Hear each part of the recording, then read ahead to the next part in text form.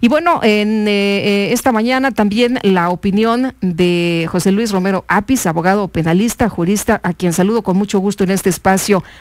José Elías, ¿cómo estás? Buenos días. Buenos días, Lupita. Me da mucho gusto platicar contigo y con tu muy importante auditorio. Igualmente. Oye, platícanos, ¿cómo ves esta decisión de la Suprema Corte? Como sabes, ha habido una división muy importante en la opinión ciudadana. La gente está muy molesta por lo que se determinó en la Corte. La gente, pues lo que ve, lo primero que ve es que se ha liberado a una secuestradora.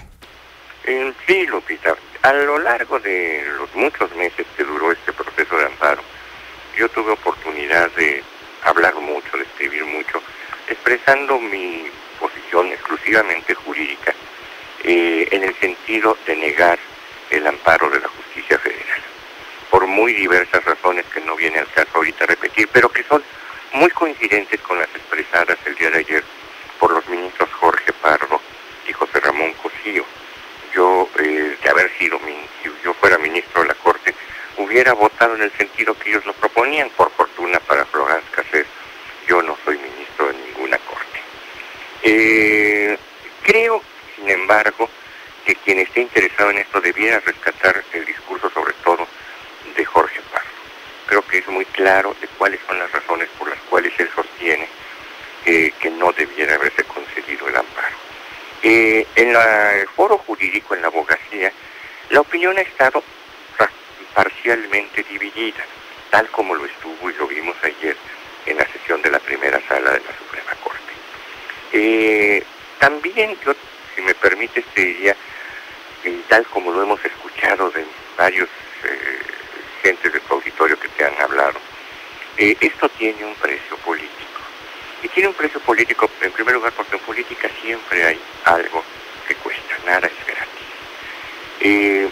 Yo estoy seguro, me atrevo a pensar, que esto no se debe a un arreglo entre los presidentes mexicano y francés, sino que esto es, ambos se han comportado con respecto a las decisiones judiciales de nuestro país, y de tanto el presidente de México como el de Francia. Uh-huh.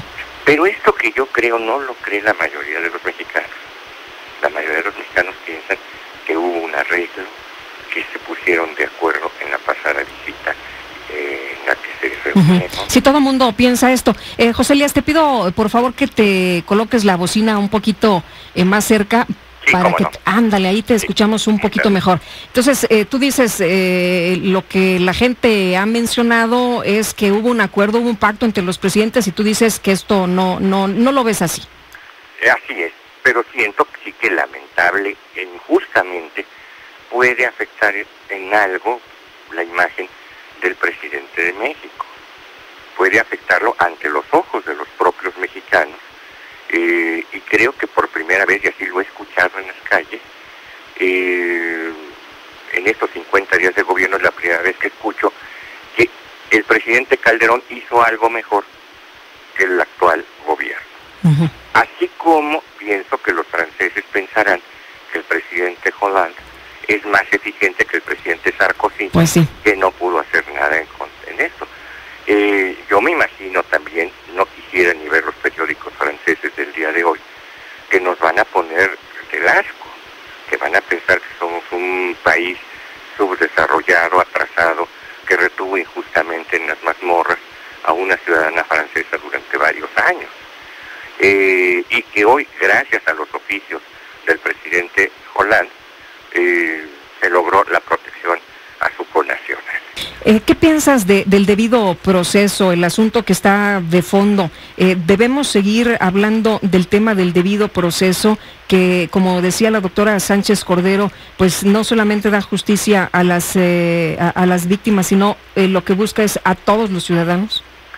Yo creo, Lupita, igual que los ministros Pardo y Cosío, que el proceso no fue viciado por el indebido, desde luego, montaje de la AFI. Eso es una cosa indebida. Pero una cosa es lo indebido y otra cosa es los efectos que debe tener sobre el proceso. Y creo que no es suficiente el montaje para haber viciado la declaración de los testigos directos, de los testigos que, como dice la ley, conocieron los hechos por sí mismos, no los conocieron por la televisión, los conocieron porque los vivieron.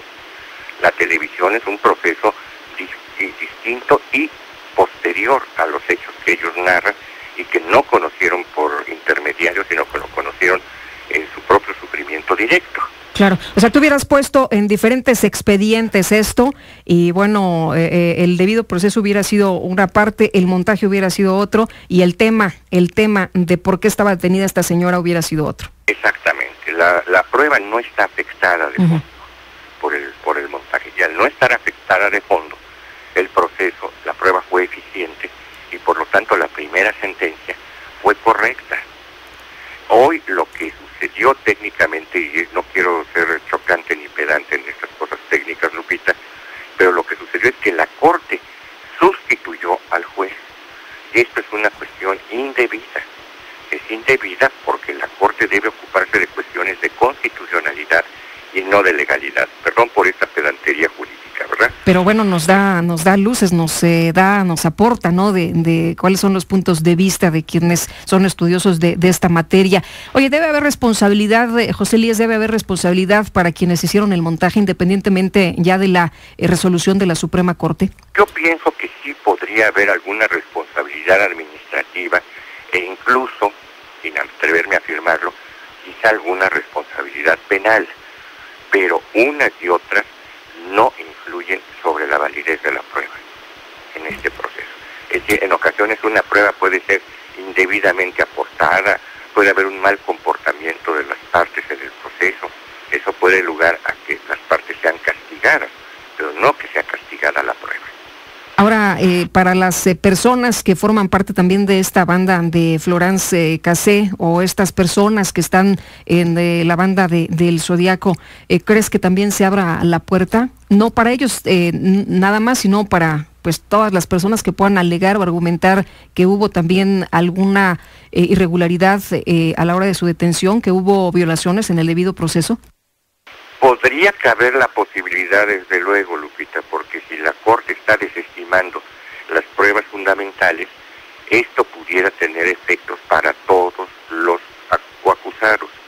Lo que no sé en este momento, porque no he participado, desde luego, en estos procesos, es si los otros coacusados ya obtuvieron su sentencia de amparo.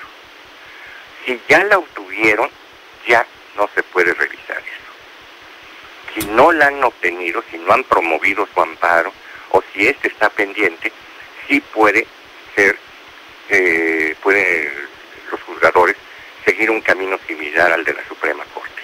Hay una última pregunta, ¿no debió haber llegado este caso a la Suprema Corte? ¿Debió haberse quedado con algún juez? En mi opinión, debió haber sido materia exclusivamente del Tribunal Colegiado, que es el que ordinariamente revisa estos casos, y no la Suprema Corte. Sin embargo, la Suprema Corte tiene la facultad de atraer por su propia voluntad este tipo de asuntos.